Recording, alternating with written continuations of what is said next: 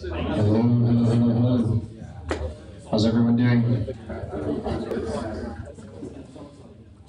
Hey, I was told that there were a couple of accidents on the highway, so that's why we waited a few extra minutes. So maybe a few people might still be filtering in, but I thought we'd go ahead and get started. My name is Brian Moeskau. This is Corey Butler here. He's the co-organizer of the meetup. And thanks for coming out. How many people are here for the first time to this meetup? Quite a few, awesome. And how many people have never done anything with Node at all, brand new to it? And how many people have used it a little bit, but not necessarily expert? And how many know it better than I do? Okay. I'm tired from talking all day. Okay, so just so you know, you guys all read the meetup description, but as far as the Node section goes, the intention is definitely not to do, this is not everything in the world about Node. It's not super, super technical, although we can definitely get as technical as you guys want to if you have questions and so forth. But as we talked about on Meetup, really the goal is more to provide an overview of some of the common application patterns that we deal with when we build applications and make it relatable to you guys in terms of maybe other technologies you've used, but also specifically, this is kind of our guinea pig app that Corey and I built. And then our hope is that we're going to get a few volunteers to help basically build the exact same app, but using other technologies. So like we already have a guy lined up, hopefully still lined up to do a Django version. So we basically wrote some real basic specs and kind of built the first version of the app ourselves. And then we want to see how it translates to other frameworks. And that'll kind of be a good, hopefully apples to apples, as close as it can be, comparison. And hopefully other people will find that interesting as well. So like I said, the Node stuff, shouldn't be too technical for you guys who are brand new to it. I'll try to not, go crazy with all the tech details. But again, feel free to just ask questions as they come up. Before we get started, because I know the guy I just talked to actually is probably going to be leaving here in a minute. And so I wanted to, we sometimes do this at the end, but we'll do it at the beginning today, just kind of ask if anyone has any announcements, like if you're hiring or if you are looking for work or anything like that. Now would be a great time to let everyone know. I have one. Yeah. So my name is Moeskau, and I'm organizing the Austin Mean Stack. I'm organizing the Austin Mean Stack development meetup, and we're having our first meetup on Tuesday of next week. So if anybody's interested, just look us up on the meetup site and have a look. And also, it's going to be at Bankview, which is kind of off of Breaker and 183, kind of northwest Austin. But the other thing that I was going to mention was that we're also, and in fact, I was going to hit you up on this after the meeting, but we're looking for people that are experienced on any of the components or all of the components on the Mean Stack to do presentations for us as well. So, excellent. Anything else? Yeah, I know I talked to you a minute ago. I'll go ahead and pass the mic around just because this gets live streamed as well, so we want everyone to hear it. All right. Well, hi everybody. My name's Rob Lowe, and I'm with Transverse here in town. We're a software as a service startup. We do billing software here in Austin. We've got about 50 employees or so, and we're definitely hiring right now. We're looking for some great Node talent. We're also looking for Python and a lot of back-end JavaScript oriented technologies. That's really where we're going from a technology standpoint right now. So we've got doing some really fun and complex stuff with Node and with a number of technologies. So we'd be very interested in, if you are looking for opportunities, website is gotransverse.com. Also, I'll hang out here at the back for a bit. I've got a couple of cards. So anyway, just keep us in mind. Thanks. Cool, and I will mention too, Rob actually offered to sponsor a future meetup. And I wanted to mention, we sometimes like to have pizza and stuff. We don't have any tonight, unfortunately, so I apologize if anyone's like starving or something. Unfortunately, no one sponsored tonight, but we love it when people do volunteer, which we have several times in the past. So if your company or if you personally have some extra change in your pocket to buy pizza or whatever for the group, let me know, because we're always looking for that. you have something? Hello, everybody. I'm Carlos Trujillo. We have a company in Mexico, and if you need to sell more in Latin America, maybe I can help you in this part of the business. Okay, thank you, and welcome, everybody. Thanks. If you guys are looking for seats, by the way, there's some up here closer to the front. Anyone else? A couple of guys in the back here. Hang on one sec.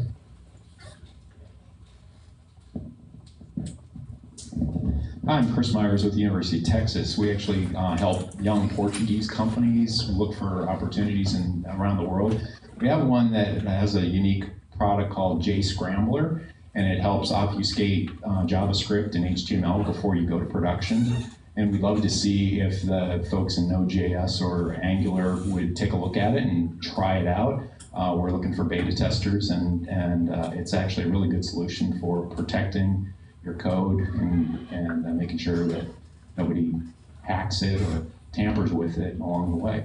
So you can go to jscrambler.com and try it out, or let us know what you think of it. And I saw that you posted a comment in the group, so if anyone's interested, check out the comments on the group page.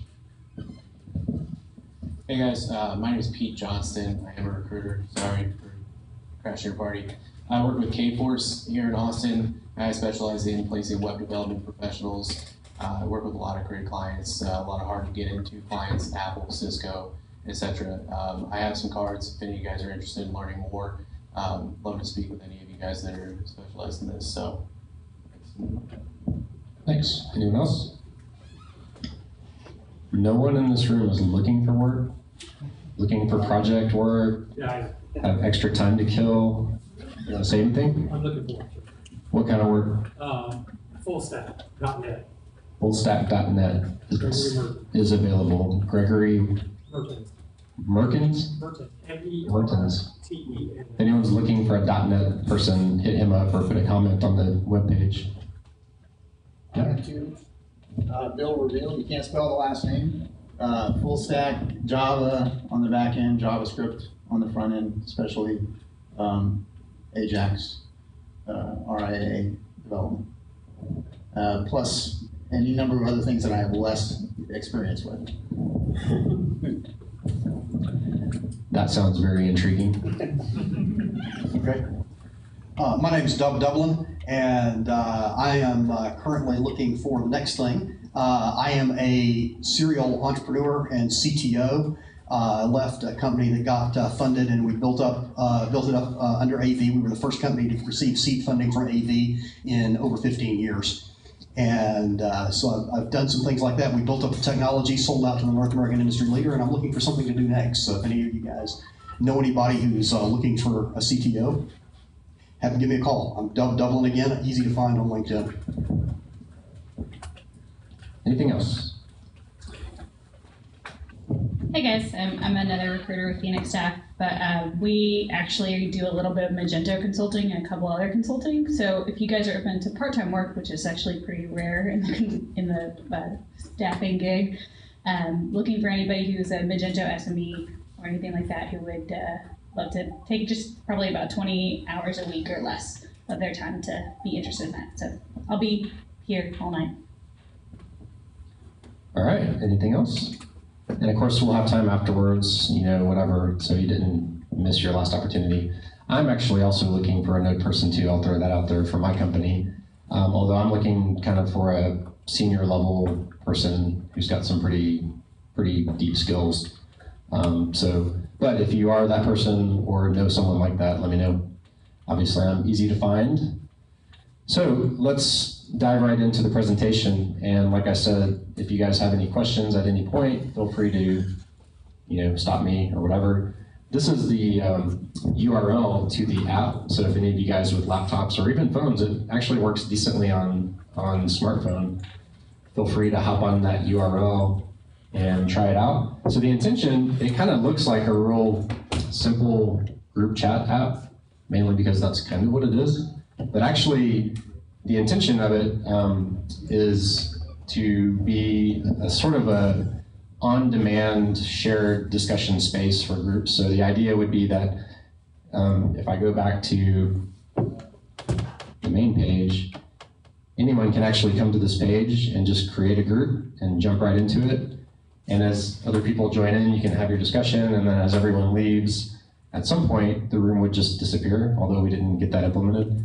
And then the idea would be, especially for stuff like this, where it's a meetup or like a conference presentation or something like that, while I'm talking, you guys could actually be ignoring me if you wanted to, or asking questions. It's really kind of about Q&A as well. So you could ask questions, and maybe, for example, like if Corey was moderating while I was talking, then at the end, like in a conference setting, obviously, you usually only have time for like a few people to have questions. This is kind of a good way to make it a more, dynamic discussion. So that's our little concept, but again, that's less important than sort of the stuff I talked about earlier, wanting to be able to demonstrate the technical ideas we're going to talk about.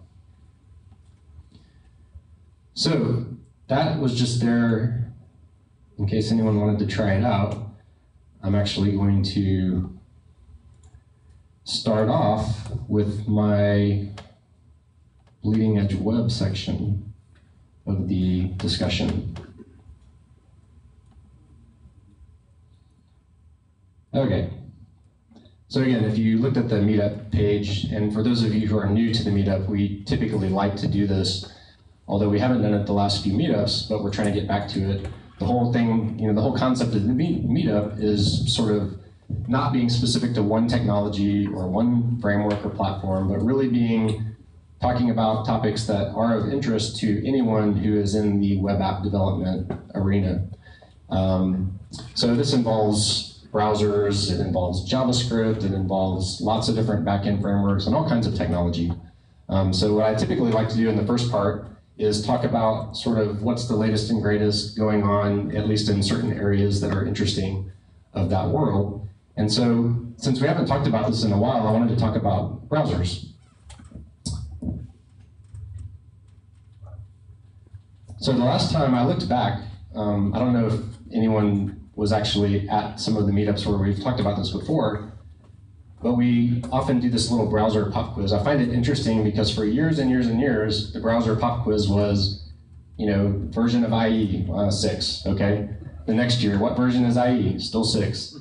And then, the only other option was like Netscape, whether it's 4.5 or whatever, the version that everyone, that destroyed everyone's computers. Well, nowadays it's actually kind of interesting, but what's interesting about it too is that the versions don't really matter anymore, right? So as easily as we all used to be able to say IE6 as the instant answer, I'm actually really interested to see if anyone can pass the quiz today. These were the versions as of December, 7 months ago, which was the last time we actually did this little quiz. So who thinks they could actually name the current versions of all these browsers? Anyone? How about just Chrome? 36. 36? How about Firefox? 33. Oh, you guys actually, 31 actually just came out yesterday. I forgot to update this slide. That's hilarious. Yeah, so this doesn't count the Canary bleeding edge versions. This is production released versions. So Firefox is actually 31.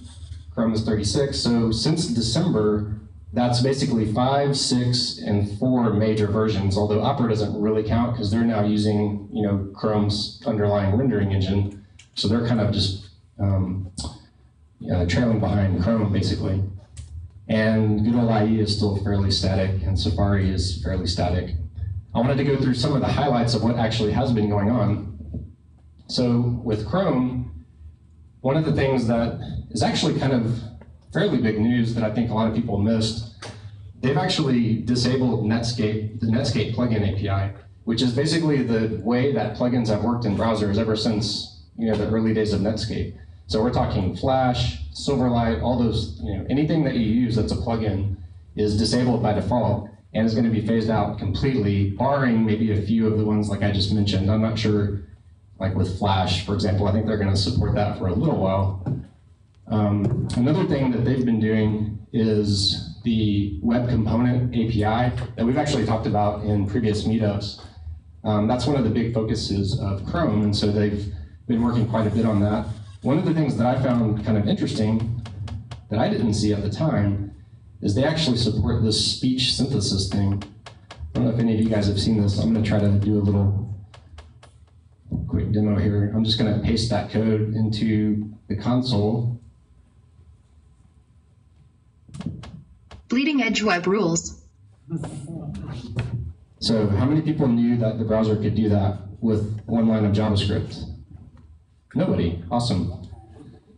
So that's kind of interesting, right? I mean, now we're going to talk about this in a minute, that it's only sort of interesting because the fact that only Chrome supports it, that doesn't help us that much. But we'll talk about why that's important here in a minute. They've also added support for this source set attribute, which is for responsive image support. That's actually a pretty important one for anyone that does mobile. That's becoming very important with Retina devices and so forth, to be able to, on mobile and non-Retina, specify low resolution images by default and then only upsize them for Retina or desktop devices. And soon there's a new element called picture that's also going to be supported, that's not yet, but it's actually one that you should know about if you're doing anything like that, if that's important to you. They also unprefixed support for Web Audio API, which is again another sort of web standards thing. And again, more web standards. So HTML imports is part of the web components set of standards. That's very important for kind of the future version of really JavaScript development and component development. And that's basically a way to do the way we, up until now, can only do in server-side languages, basically import partial templates into our pages. So with HTML imports, you can actually do that in HTML with just a standard tag. They've also done unprefixed CSS transforms, which is pretty cool, because if you've ever done any sort of JavaScript-based transformation or animation, you know that it's much slower than the native CSS support for that. And so the fact that they have that built in is really nice. And same thing with element.animate and object.observe. Object.observe is actually very important because today, for example, like if you look at some of the frameworks that are out there today, like Angular, the way you can tell when things change is they do dirty checking. So they basically have a loop that checks all kinds of attributes and elements in the DOM to see if things are changing, to know whether they should refresh or how they should react to that. Well, object.observe means now you can simply observe an object in JavaScript and get notified when it changes. And there's no overhead to it because it's just built right into JavaScript. So that's actually really cool, and that's something that I hope filters out through all the browsers very soon. So Chrome 36 was actually a huge release because if you follow the web component stuff, this is the first browser that basically fully supports the web component API. So that's actually really pretty cool. And basically what that's all about is, for those of you who may not be familiar with that, is today in the world of kind of JavaScript frameworks and stuff, there's a huge variety of implementations and the way people approach building JavaScript applications, right? So if you look at Angular versus Ember versus Ext JS versus jQuery, whatever, they're all very different. But the newer ones, especially Ember and Angular, for example, and actually React is another one from Facebook, they're all kind of moving in the direction of designing components to be smaller and encapsulated and easy to interchange from one app to another, from one page to another, and kind of moving away from the sort of single page monolithic, one framework style application to a future where hopefully we can mix and match components. So you might have a component from React that does autocomplete mixed in with a component from Ember that does something else, or Angular.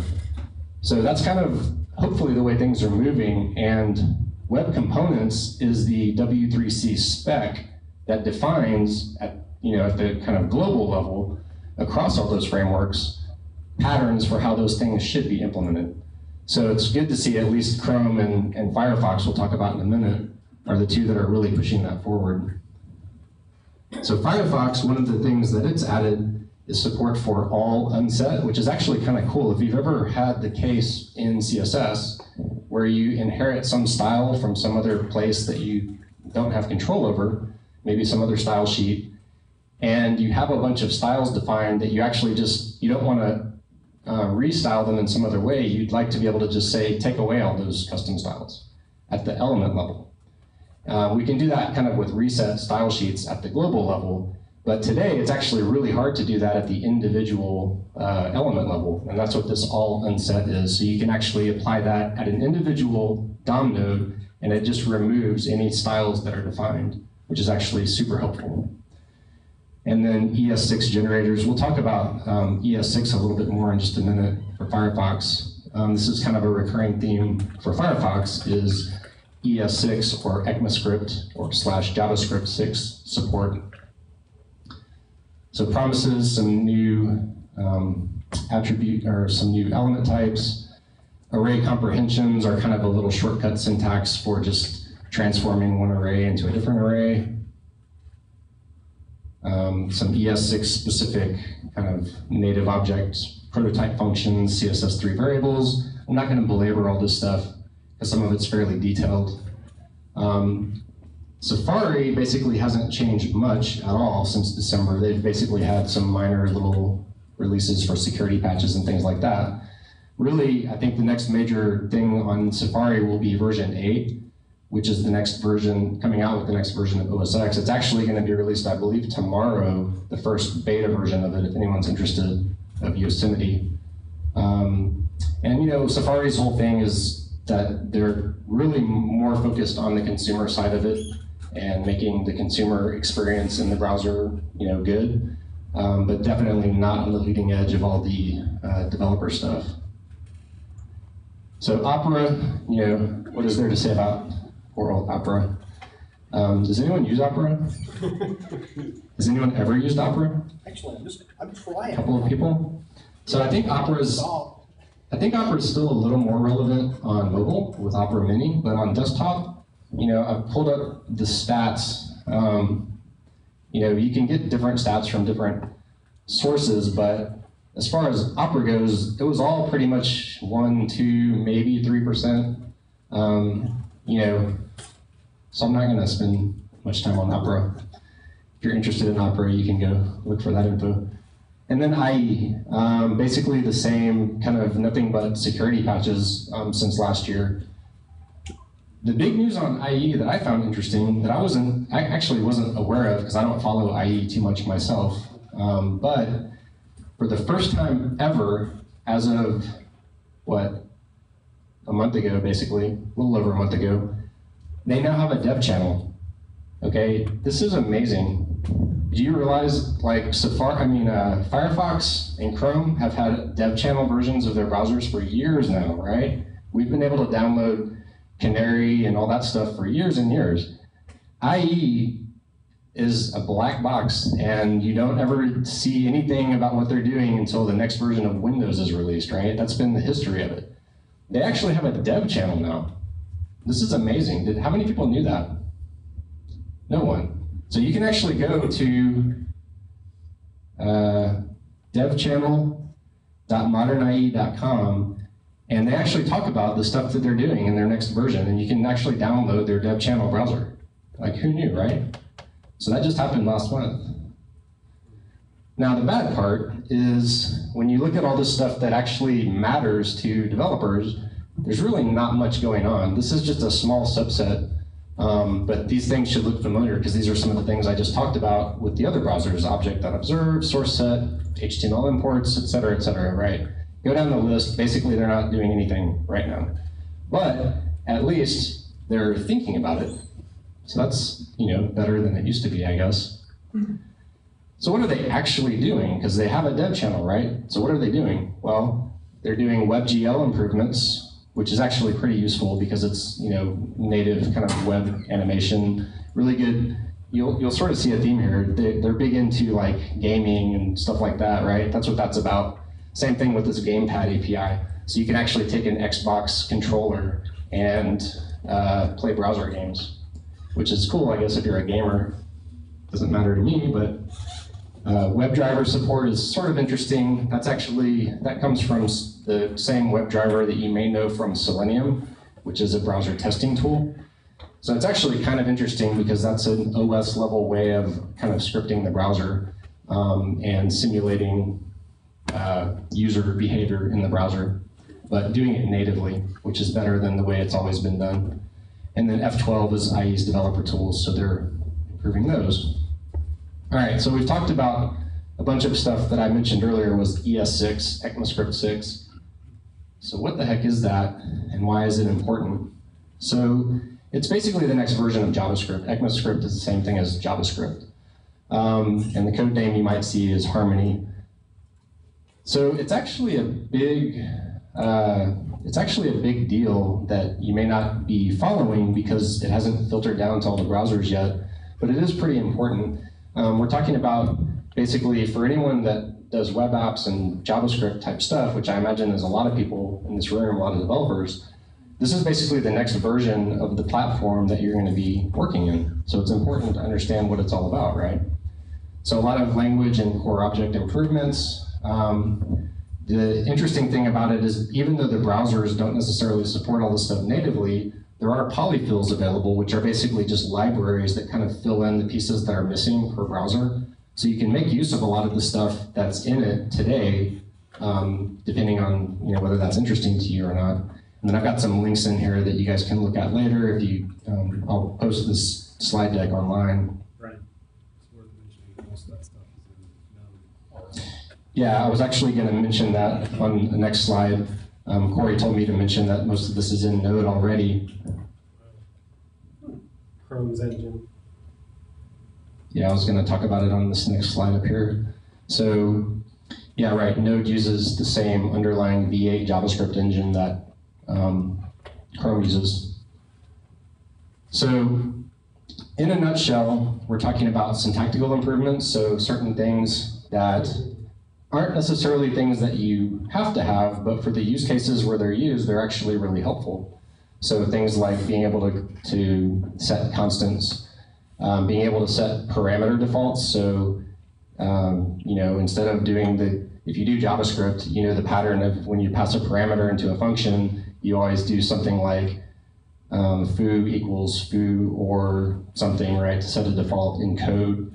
Now you can actually just default a parameter the way a lot of languages do.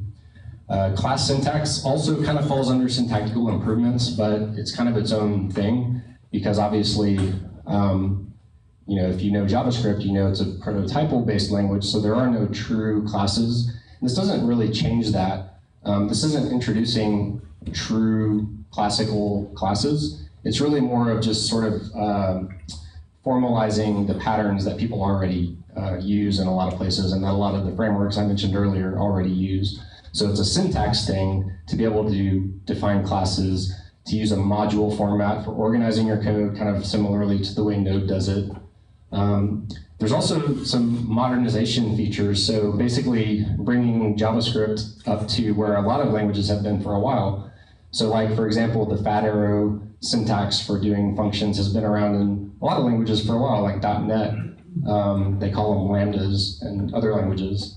Promises, proxies, generators. I won't go into those unless you guys have specific questions, but basically, again, it's just, in these cases, providing ways to either overcome shortcomings or to provide ways of doing things much easier than you can in the language today.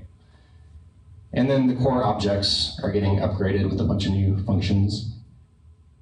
Now the bad thing is compatibility today. This is as of current. This is from the big bad compatibility table that everyone references, and you can guess that green is good and red is bad. That gives you the general sense of it.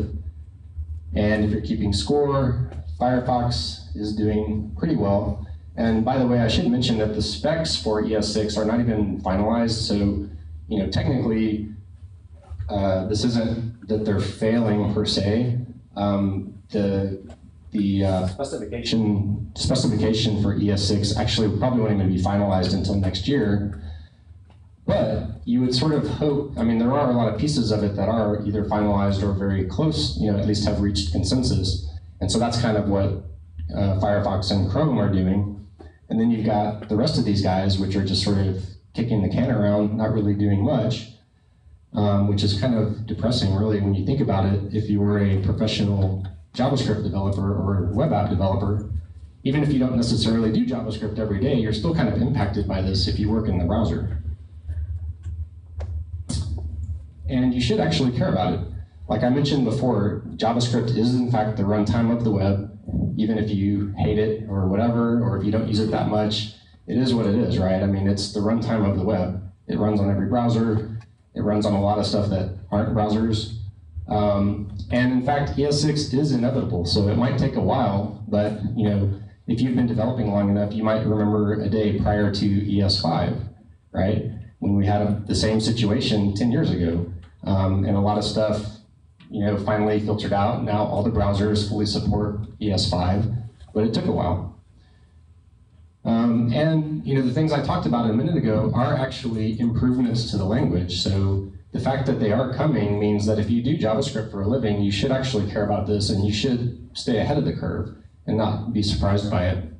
And then finally, as Corey mentioned, depending on your environment, it could actually be useful today.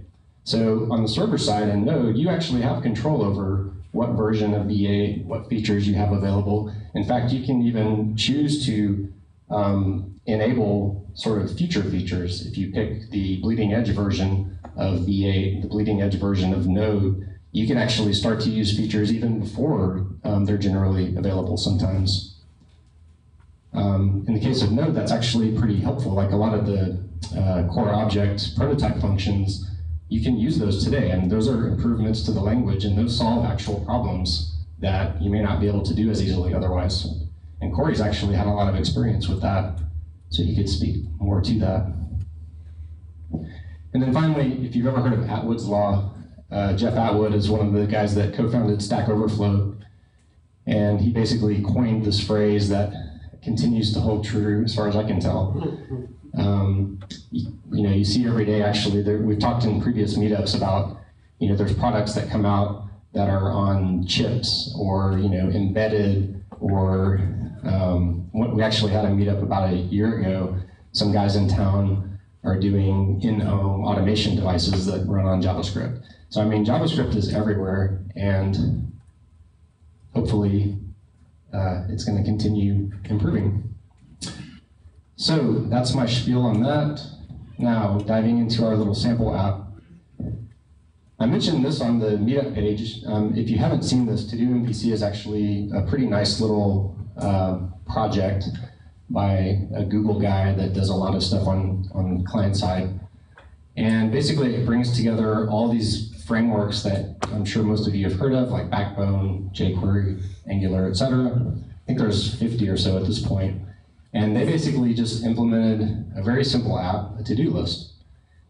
And there's no backend, there's no database, nothing like that. It's strictly client-side, in memory. I think they might use like browser storage, but it's basically a very simple app that shows, again, it's not about this is how you build an app. It's contrasting these different frameworks and saying, well, if I know jQuery, but I don't know Ember, I can easily look at this and digest the code and kind of get an idea for the patterns that Ember uses and how those compare to the patterns that that I'm aware of.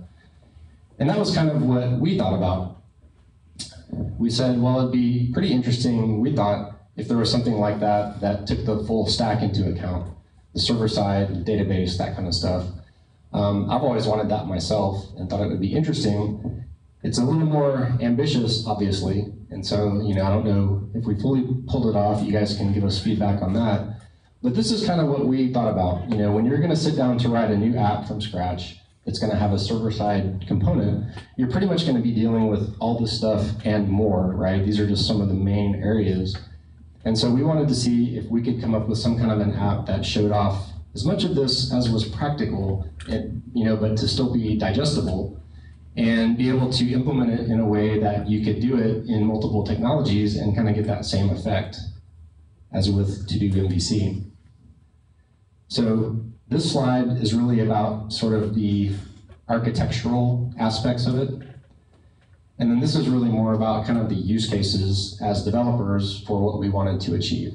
So we wanted the app to be a full stack app, but with interchangeable pieces. So we wanted to be able to say, well, we want to write an API, and even though our app hits the API from, you know, specific type of server templates, you could technically throw a completely different UI on it, hit the same API, get the same data back, right? That kind of thing, and have that actually work. We wanted it not to be too big, obviously, but also not trivial, right? To do MVC is very trivial. If you look at it, most of the implementations are like less than 100 lines of JavaScript code. That's the entire app. So that doesn't give you a great sense of what it's like to build a real app, and that's kind of what we wanted to do. We also wanted, you know, more than just one simple model, like a task. We wanted to at least show several models and how those kind of interrelated across these layers. We also wanted to define a very simple spec so that if someone else wanted to try to implement this, they could. And then, of course, like I talked about at the beginning, in the context of our meetup and sort of this discussion, try to come up with an idea that might be interesting. And so we came up with this. I've already talked about the overview of it. So we actually did write up a little spec, if anyone's interested. That's the URL to it. There's, you know, it's not super detailed, but it is a page that specs out what we wanted to build. It's basically the use cases of the app, which were only 5 or 6 things. And then it's actually not a true REST API at the moment. It's a RESTful, REST-like API. But if you know REST, you'll be at least familiar with the idea. And then our basic entities. So this is just more to show you kind of where it went from where we started. So I actually went through and designed out the screens. There's 3 screens initially, and kind of started out with this. And then just to contrast that with where it ended up, in case anyone was interested, we used Bootstrap for the UI styling. So that was our kind of registration. Then we have our main view that lists the rooms. And that came out fairly close to what we ended up with. And then the little chat room. We actually had ideas for more stuff to do here, but obviously for the point of a demo, we didn't want to go overboard. So we tried to keep it pretty simple. We actually added the little avatars here after the screenshot. And then very simple architecture. You know, if any of you guys have done this before, this will seem very elementary to you, but I think it helps to at least see it mapped out. And the main thing here is that from a client, again, this is where the first part comes into play that I talked about. We wanted it to be very interchangeable. So really the bottom line is how we implemented it today. So we have a little router that handles, if you type in a URL, then every URL goes through the router, and the router basically decides how to handle that. And then we use server-side templates for all of our rendering, and then we have our little RESTful API. So technically, though, that API is also exposed via HTTP, so you can actually hit it directly via curl or via, you know, just a standard AJAX call, and you would get back the same data. And then in our app, DB API is probably kind of overstating it. We don't really have much of a layer there. It's very simple. But I'm going to talk about in a minute, like you could actually make a full sort of ORM style layer there if you really needed that. And then of course our database, which we're using Mongo. So Node.js is the primary technology. Since there are a lot of people who are new to Node, I did want to just talk about some of the basics at a high level. So NPM is Node's package management. That's the way you pull down libraries and modules. So it's similar to NuGet or, you know, all the ones in different languages for doing that. It actually works fairly nicely most of the time, and it's very convenient. Express is kind of the de facto app server that most people use in Node. There are a lot of other options. In fact, there are also other sort of larger frameworks available, sort of frameworks with larger ambitions than Express. Express is actually very simple. It really is just a server, and it uses middleware, which is kind of like what you can think of as plugins to do a lot of the smaller pieces of it. But it's not like Rails, right? Rails actually at the push of a button generates the entire stack of stuff with models and everything else. This has a very limited version of that, but it's definitely not like that. There are application frameworks in the Node world that are kind of similar to that, but we wanted to keep it simple for this demo. MongoDB is basically the native Mongo library for dealing with Mongo, the database. There are, again, other options for that, and there's a lot of other database options, but the reason we chose Mongo is because it actually fits really well with Node, and it's pretty easy to get up and running. And then I mentioned Bootstrap. Node is based on modules. It's very plug and play. There's tens of thousands of modules available in NPM, and the odds are very good that if you need to do something, you should search NPM, and the odds are very good it's been implemented decently by someone. So just as an example, a few of the things that we're using, I mentioned earlier with Express, there's a bunch of middleware modules for Express that do various pieces of what are commonly needed in a web server or an app server. So body parser parses out data that's posted from websites. Express session handles sessions, so that kind of stuff. Request is a kind of low-level HTTP library that we use that, if anyone's interested, when we get to that point in the code, we're using it from our pages, from our server templates to actually call our own API over HTTP and get a response and then respond back to the client. So you don't technically have to do that necessarily. There's other ways of doing that, but we chose to do that to kind of demonstrate that there is a real separation between those two layers. And like I said, we can talk more about that later if we want to.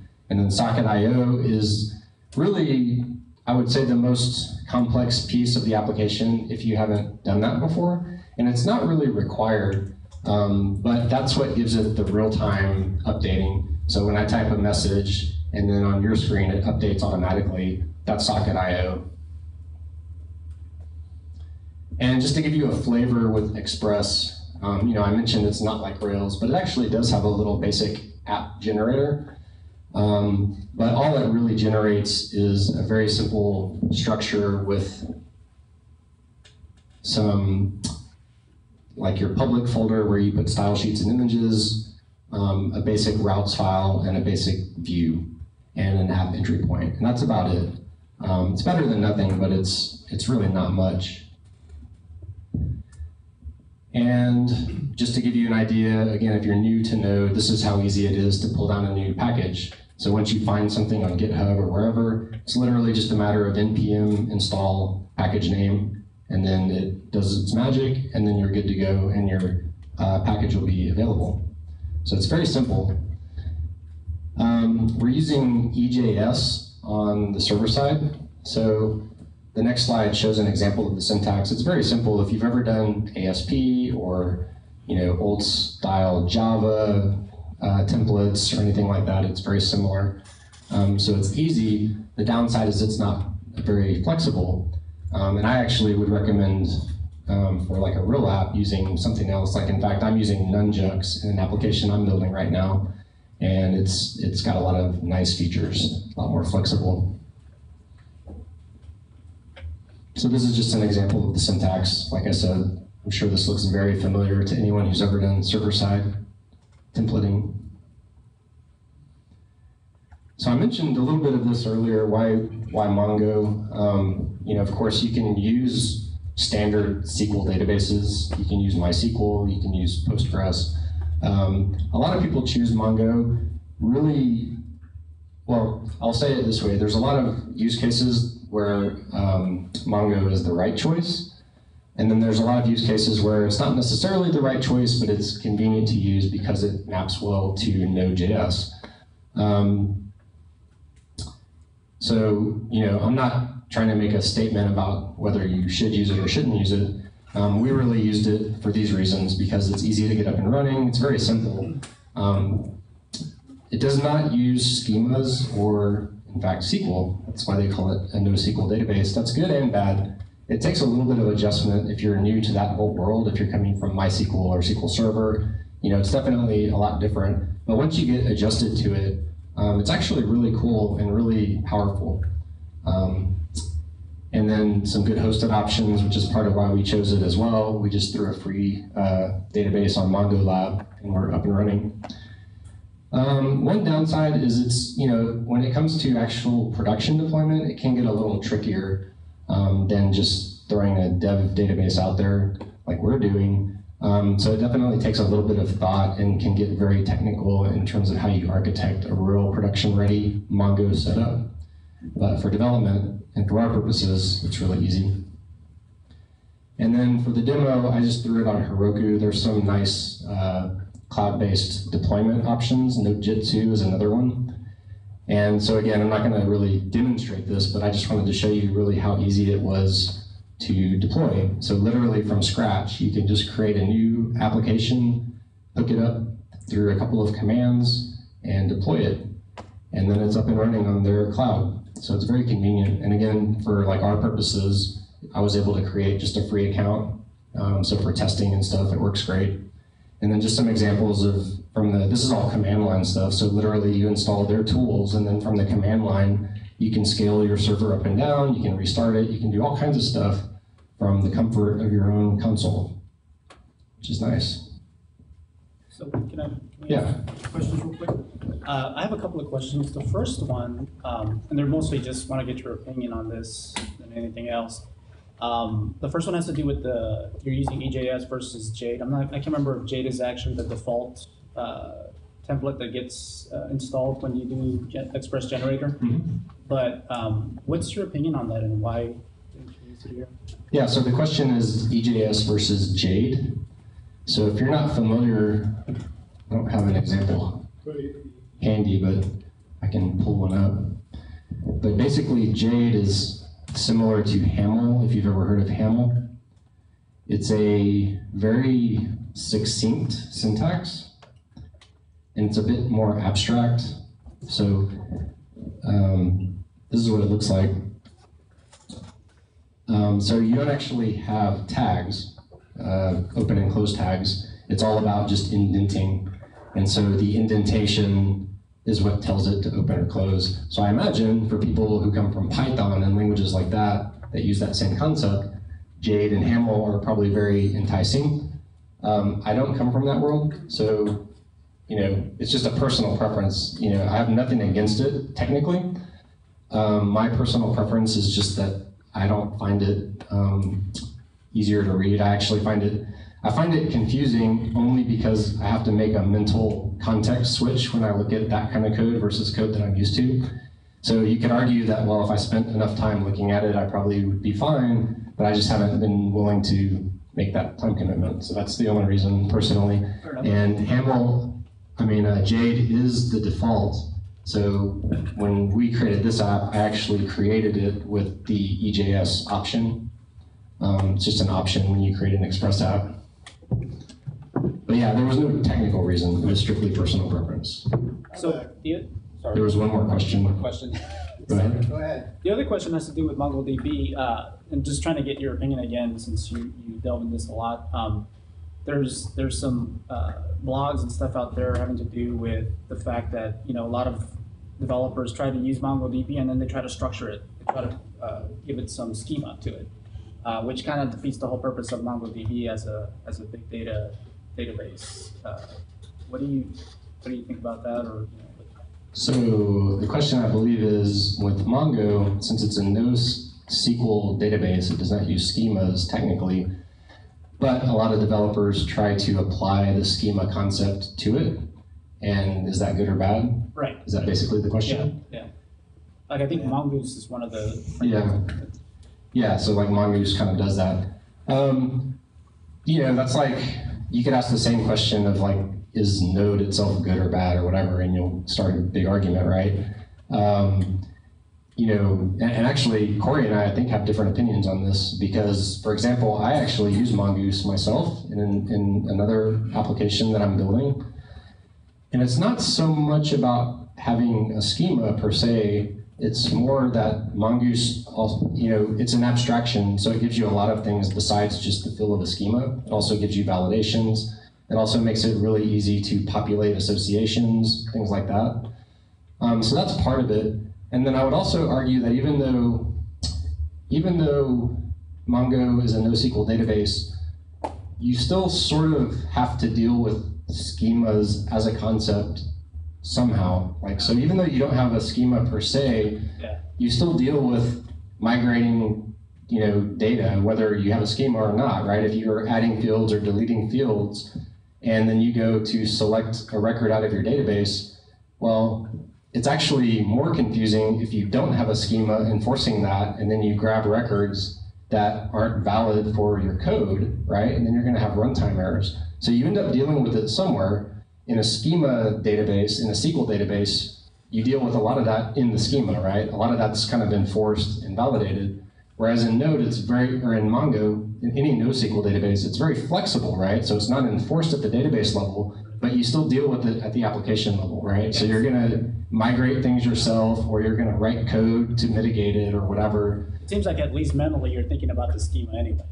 Exactly. So you may not have a schema, but you still have to deal with the fact that your data is expected to be in a certain format, one way or another. So it's just a matter of like, where do you want to deal with that, right? And so the nice thing, in my opinion, about like Mongoose is it helps you deal with that a little bit, because you are sort of technically defining a schema, what Mongoose calls a schema. It's sort of structured like a typical model style class like you've seen in other languages, and it makes it really easy to see what fields are you expecting, what are the validations, what are the types. But even within those constraints, it actually gives you the flexibility, like it has a field type called mixed, which means you can basically just throw raw JavaScript in at the field level within a defined schema. So to me, that's kind of the best of both worlds, because it gives you sort of schema-like properties where you want them, but still, has some flexibility there. I don't know if, Corey, I think, is less enamored with all of that stuff, and Corey, I think, does more lower-level type stuff with Mongo. But do you want to speak to it at all? So really, the only thing that I would say is I'm not real wild about schemas in general, other than the fact that they're useful for not making sloppy code. You're going to need to have some sort of standard there, and a schema is great for that. But you also mentioned big data, and I would not even consider MongoDB a big data database. It just doesn't perform the same way that something like Cassandra does. So I think that you're kind of not comparing apples to apples, when you're dealing with schemas. But there's a tool for every job, so it's really just a matter of how does it fit for the app. That's really the only thing I think I would add. Does that answer your question? Yeah. Okay. Was there another one? I had a question about why did you call EJS a server-side templating logic? So the question is what do I mean when I say EJS is a server-side templating library? So there are client-side templating libraries like Handlebars and Mustache, and Underscore has that built in, and a bunch of things that are strictly JavaScript client or JavaScript libraries that live in the browser, not on the server. And those do templating. So if you pass a block of JSON to a Handlebars template that you get back from an AJAX call in the browser, you can pass that through a template and output HTML, right? Can't I do that with EJS? Yeah, but the difference with EJS is all the code that actually executes is running on the server side. It's not running in the browser. And then the output that gets sent to the browser is strictly HTML. So the difference would be if you're making an AJAX call and getting back data and then processing the data strictly in the browser, that's a client-side template. If you're actually doing all the processing on the server and then sending HTML back as your response, then that means you've processed the template on the server. That's the only difference. But conceptually, they're doing the same thing. With the client side, it seems like you're sharing the processing power amongst all the clients versus the server takes care of everything if you have a server-side templating system. Yeah, so it's basically, it's actually a fairly big topic, right? Because it kind of gets into application design and all that kind of stuff. So server-side templating is basically the way it always worked before AJAX came along, right? You made a call to your server, you processed everything on the server, and then you sent back HTML to the browser. Client-side templating is a relatively new thing that's only been around the last 10 years or so since Ajax has kind of taken over.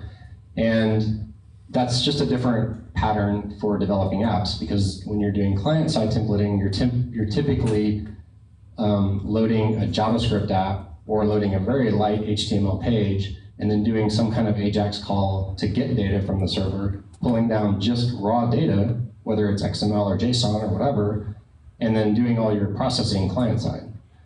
So the pros and cons are, when you're processing on the server side, that's typically much faster, right? Because your servers are typically very fast. And so if you're doing your database call, you're processing and you're rendering all on the server side, and simply passing back HTML, the rendering part of that is going to be relatively instantaneous. Whereas if on the client, you're actually loading something like a JavaScript application, that takes some time. Then you're going to turn around and make a new HTTP call to get data, which takes a little bit of time. You get your response, then you do your processing and your rendering, which takes a little bit of time. So it's a trade-off, right? You have a more responsive app if you're doing Ajax calls, and especially after the initial load, you can be much more responsive. But it's not right or wrong. It's just a difference in how people do it.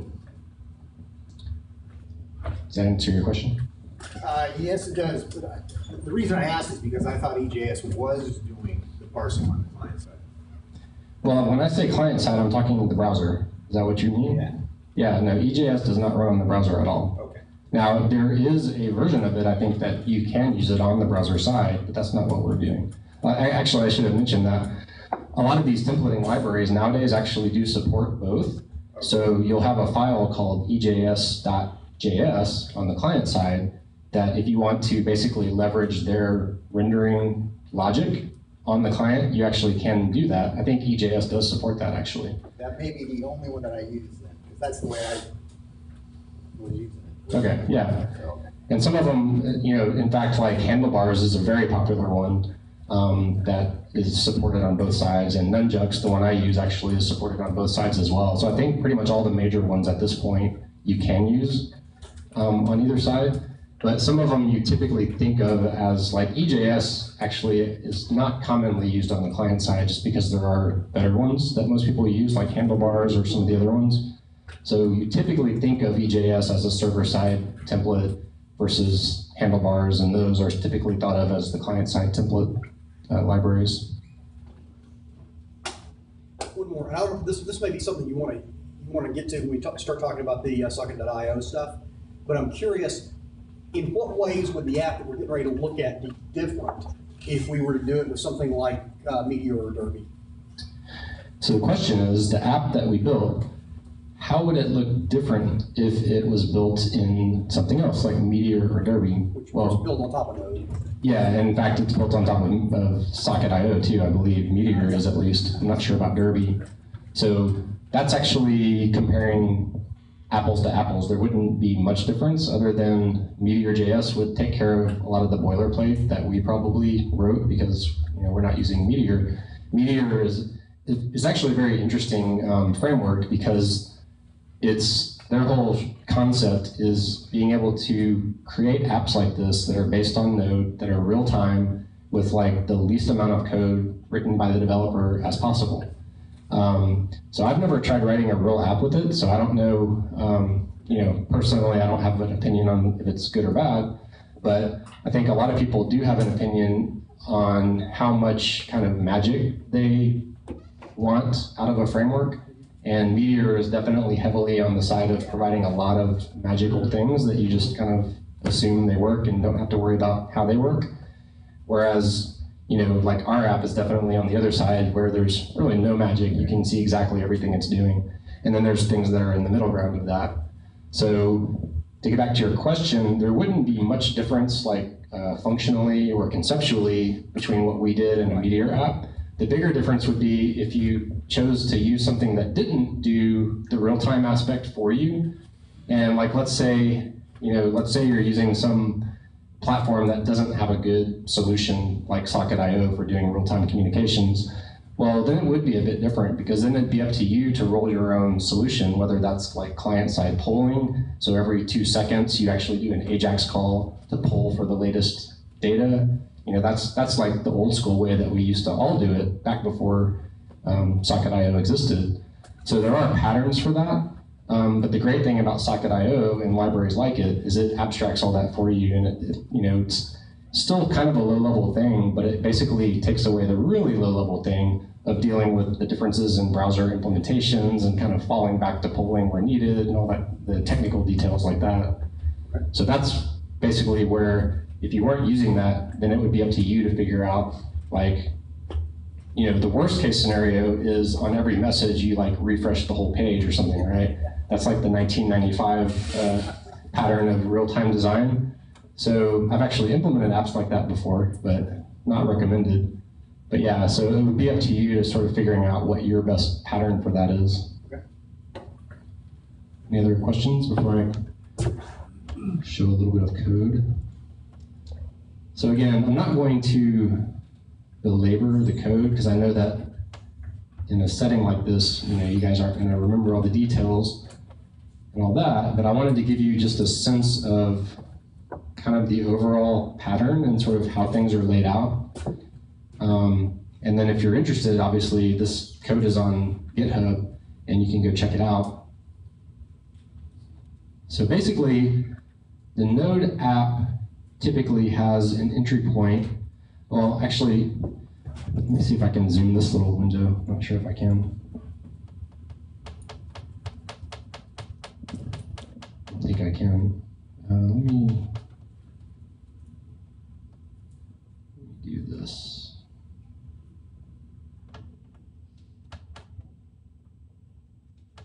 I could zoom that. You guys might have to just take my word for it. But, oh, actually, you know what? Look at this.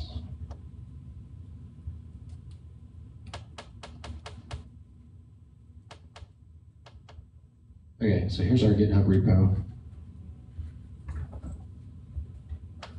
All right. So just to give you the real quick kind of flyover, wireframes is just our little design files if you're interested in that. Client is a placeholder. So this is kind of what I mentioned early on. At the moment, we didn't implement a client-only UI, but you very easily could if we did our APIs correctly. And actually, our plan is to go in here at some point and throw a little backbone demo or something just to kind of show as a proof of concept how easy that would be. But at the moment, everything is under backend.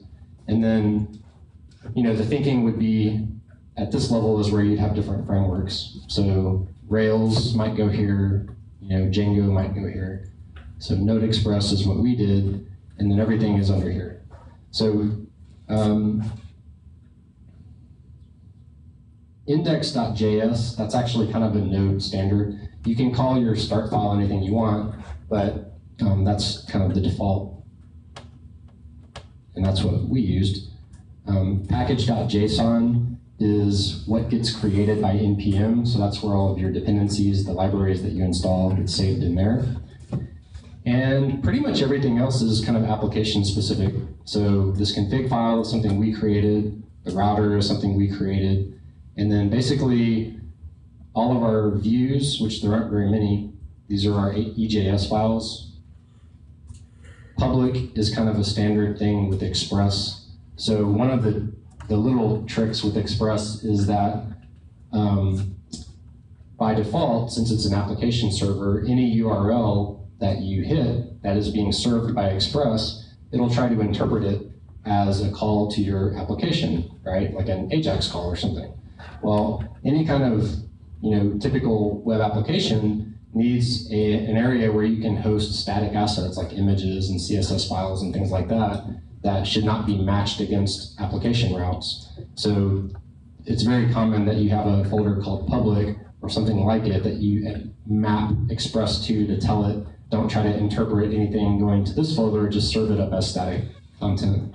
So that's what that folder is. So that's where all your, not only your application JS and CSS, but also any library files like Bootstrap and jQuery and all that stuff goes into there as well. So lib is just a little folder we created just for kind of, common library stuff for our app. And then I'll get into controllers and API in just a minute. But that's pretty much it. That's the whole layout. So again, and I'm definitely not going to go line by line or anything crazy like that, but if you see something that jumps out at you, just ask me. But basically, the entry into the Node application, the first thing we're doing is just setting up all our dependencies, very similar to other languages. With Express, again, it's based on middleware, so Express itself doesn't do a lot. The first thing you do with it is actually plug in all the middleware that you're going to use. So we're just telling it here that we actually do need form handling, we do need session handling, we're using EJS, et cetera, et cetera. So that's just a bunch of config. This is actually the main thing that ties it all together, and it's one line of code, so it's easy to miss. But this line of code basically tells Express to use our little router file that I'll show you in a second as part of its middleware, meaning any request that comes in through Express will get passed through that file as part of the request handling. And that basically, the cool thing about middleware as a pattern is that it gives anything that's plugged in as middleware an opportunity to handle a request at any point. So this is basically what ties Express into the rest of our application, because our little router file is what tells it which URLs our application is interested in, and if any of them match, then we actually kick into our API calls and do all that stuff. But this one line of code is what actually hooks all that together. And then we've got some custom middleware functions that we'll skip over, and then database setup, and then finally, with one line of code, we launch our server. And then at that point, it's basically just,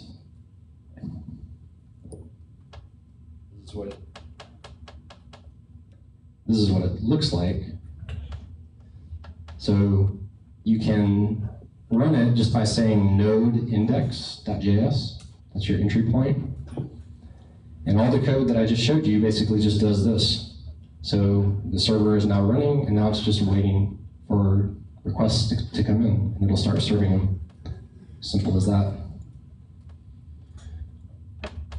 So let's look at the router, because like I said, that's basically the glue between Express and our app. So all this is doing, like I said before, it's middleware. So any request that comes into the server will get passed into this, and then Express has these little convenience methods on its application object.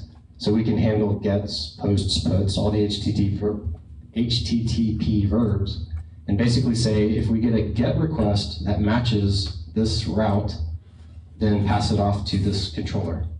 And again, if you've used Rails or a bunch of other frameworks, that's not going to be rocket science to you, but that's basically the way it works. I guess the one thing I will say about this is, like, if you are using Rails, for example, then all of those patterns are basically kind of baked into Rails for you, right? And it's kind of like, that is the way you do route handling, the way Rails kind of tells you to.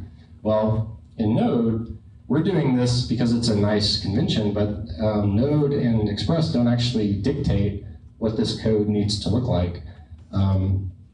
So just bear that in mind. That's kind of the good and bad, it's both sides of the same coin with Node and Express and all the big libraries of Node, is that they're typically lower level than something like Rails, and so they provide a lot of flexibility, but you kind of have to spend a little more time figuring out what patterns work for you a lot of times.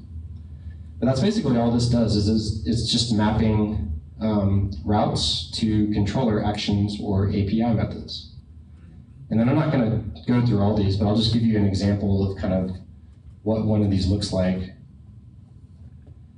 So for example, if I do a get for a room, which is basically this thing is our room that we're in. So if I do a request for that, I'm basically saying, are you already kind of, quote, logged in? We're not really doing login, but I'm checking to at least see if you're in session, and if not, redirecting you to the main page. If you are, then we're basically just doing a little API call. So we're doing from our code a request.get. This is what I was mentioning earlier. We're actually doing our own HTTP call from our controller to our own API method. And again, you don't have to do that necessarily, but we structured it so that you could easily take all these API methods, and at the moment, everything is just running within one instance of Express for convenience, but you could actually take all of these and split them out, not only to a separate server, but to a completely separate infrastructure if you really wanted to. And the code that's dealing with it wouldn't really change other than the base URL. So that's kind of the nice thing about that.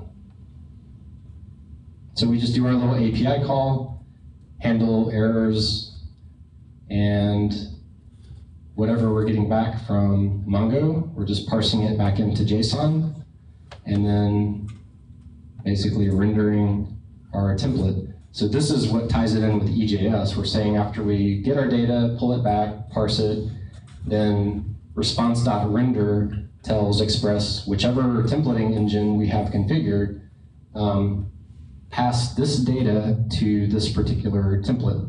So pass title and all that stuff, all the data we got back to the room template. And then the room template is our view. And the views are actually very simple. So this is probably the most complex view, only because there's some custom JavaScript in here to kind of handle the socket.io stuff. So I'm not going to go over this code in particular, but that's where it is if you're interested. But the interesting thing is that the view itself is only 30 lines of markup, and that's it. So this little block is the header. This little block is the body that contains all the messages. And you can see our logic is very simple. We're just literally looping over messages and spitting out a table row. And then this little bottom piece of markup is the input at the bottom. So with 30 lines of markup and a little bit of CSS, we're generating this entire view. So it's actually not, it looks, you know, the app itself looks like it might be kind of complex, but it's really pretty simple conceptually. The details are really in kind of the structure of it, and most of the code and logic is really in the API. But as far as the view itself and, you know, getting it set up to deal with the data, it's actually very simple.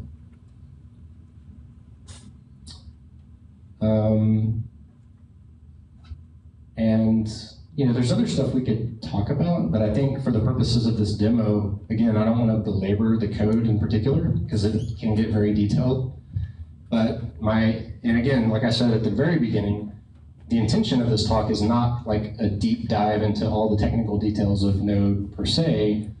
It's more about, you know, hopefully if you've developed an app before, maybe in some other technology, and you kind of take a look at the high level of what I'm doing here, I'm hoping that it maybe at least helps you mentally translate, like if I've done Rails before, or if I've done ASP.NET before, whatever, I can sort of look at this code and it makes sense to me, you know, how that would translate. But, you know, aside from that, like I said, I don't think there's much more at the detailed level that we necessarily need to get into unless you guys have specific questions. I have one real quick. Yeah. I'm just used to seeing the J version of this stuff. Where is the messages, that looks like an array there, is that what's coming back from Mongo? Is that your model, I guess, is the question would be? So the question is messages right here. I'm trying to find where your data, where the rubber meets the road as far as data is concerned. Yeah, so the question is where does that come from? And it's basically coming from here. So this is the controller, and you know, we've already, at this point, we've already handled it, called the database, gotten back a database response, parsed it, and then what we're doing here is formatting it in the structure that we want to actually pass to our template. So this is just a JSON object. These are the keys, and then for each key, we're just giving it whatever data we want. I mean, this object is totally defined by this method, so it can pass back whatever it chooses to pass back, with the assumption that this template is expecting those keys and it's expecting a certain type of data, right? So this messages is what is coming back here from our, this is actually an API call. So from this controller, we're calling, we can actually look at it. we're calling an API method called room. Actually, I don't know exactly which method it is, but it might be messages, all for room, I think. So we're calling this API call, which is where it's actually calling the database. So this is like the lowest level, right? And we're getting back, the raw database response here. We're doing a little bit of mapping just to translate, like for example, one of the little details of Mongo is that it uses _ID as its default ID name. And so just for convenience and consistency with what people are used to, we're just sort of translating that into .id before we pass it back. And you kind of do whatever you want. But yeah, that is what's getting passed back to the controller here.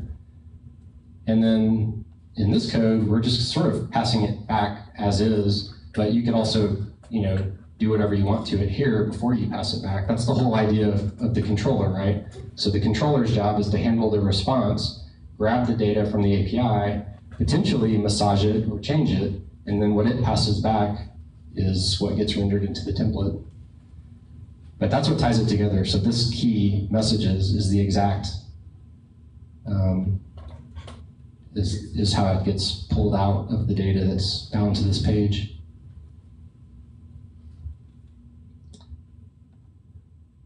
See name right here is the room name. So that's the name that gets populated in the header. So pretty simple. Yeah? I just want to make sure I understand right. Every time there's a new comment in the room, the back end is going back and hitting the database for every user in the room. There's no caching there. No, well, actually, that's a good question for Corey because he implemented that part, so I'll let him answer that. Repeat the question. So, yeah. Corey's like, what was the question? I was sleeping. So the question was, when you actually type a message and hit send, and you're doing a post to the server, what's actually happening, and how are we getting the data back, and are we caching existing messages and all that kind of stuff? So we're not doing any caching at all. When you click send, it's actually creating a post to the API. So it'll generate that, but then in that API call, and maybe Brian can pull it up here, we're actually doing a WebSocket broadcast back out to all connected clients. Just one. Yeah, well, it's actually, I'm running a loop through, and it's just a matter of every client that's connected. I kind of, frankly, ghetto-rigged it a little bit, but it will loop through everybody that's connected, and it will emit an event back to them. So it doesn't have the database for everything? No, it does not have the database for everything. It's just one database call, and then it gets distributed from there. And yeah, that touches on probably the most complex part of this app. So that's this code that we're not going to go over, but in the room template is where all the socket stuff is happening.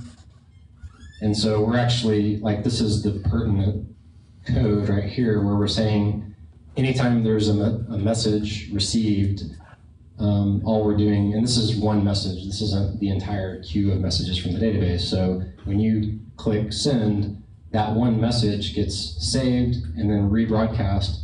And on the handling end of it, it looks like this. So we're saying any client that submitted a message, when it shows up here, all we're doing, again, it's kind of also, this isn't necessarily like the way I would write this code in production, but as a quick little jQuery demo thing, it works well. But we're basically just sort of munging it together into a markup string, which equates to a table row, and just appending it to that table dynamically. So that's kind of how we're doing that part of it. So again, that's what I was saying a minute ago. You don't have to use Socket to do this. You could come up with other ways of doing this, but Socket is definitely a very elegant way of making it work kind of real time the way you would expect. Any other questions? Yeah. So when you do an internal get in Node, like you showed, Is there a performance impact that I should know about, or is it smart enough to know that it's not going to hit the next part? Yeah, so the question is, in the code I showed where within our controller, we're actually doing an HTTP GET request to essentially a different controller in our same application. What is the performance implication? Can Node kind of figure out, you know, I don't know how the answer is no, because I don't know how it would actually know sort of like at the network level how to deal with that. It's basically just doing, as you would expect, a raw HTTP request, getting a response. Now, if it is on the same network, I don't know, Corey, you might know it, it can benefit from that just sort of naturally. There's nothing that Node in particular is doing. Yeah, based on the hardware. Yeah. Now that's making a real request.